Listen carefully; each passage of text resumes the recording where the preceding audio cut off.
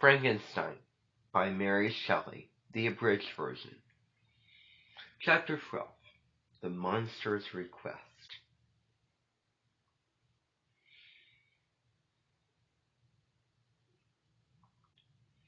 I spent the rest of that night hiding in the woods. The next morning I went back to see if the little family was okay. When I got there, I heard someone say that they had left, fearing for their lives. Just seeing me for that short time made them think that I would hurt them. They gave up everything they had just to get away from me. Imagine how it made me feel, Frankenstein. I never would have hurt them, he told me. I loved them like they were my own family. I knew that I needed to find you. You alone had brought me into this world, and only you could give me a good life.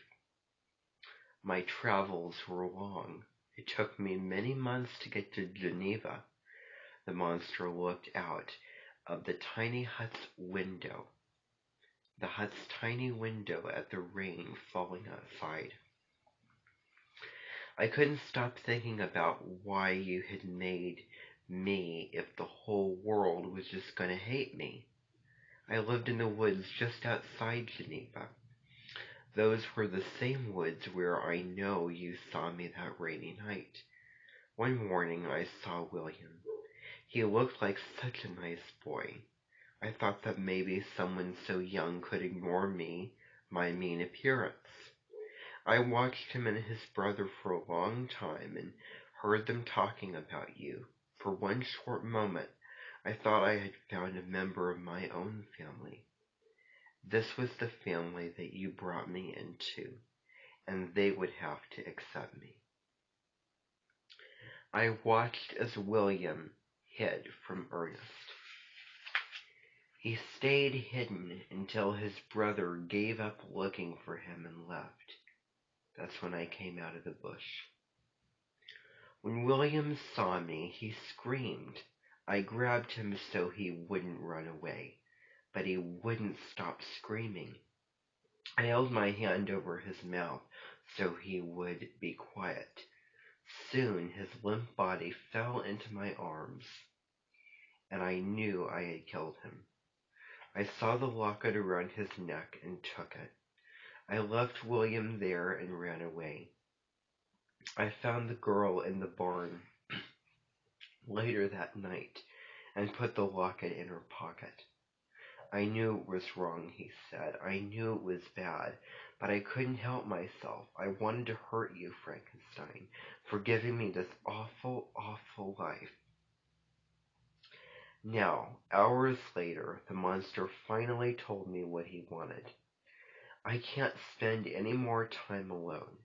You must make another being. You must create a friend for me, a wife, someone just like me. You are the only one who can do it. The monster sat quietly after he finished his story. A lot of time passed as he waited for my answer. Finally I said, "No, I'm sorry, but the answer is no. I will never build another monster like you." A light burned in the monster's eyes for a minute. We sat in silence. He tried to convince me that it was a good idea. I am hated by everyone. I promise that I will leave forever if you do this one thing for me. If you do not agree, I will continue to hurt the people you love. You owe me, Frankenstein. Do you not see that? All of this is your fault. You are the only person who can make it right. Do you really promise to live forever if I build you a friend? I asked. And do you promise to leave my family alone? He replied. I want you to build me a wife, someone to spend my days with, someone who is just like me. If you do that, I promise I will leave you forever. No further harm will come to you or your family. I promise, I answered slowly. Then I will do it. But you must know that I don't want to. But I will do it to protect my family.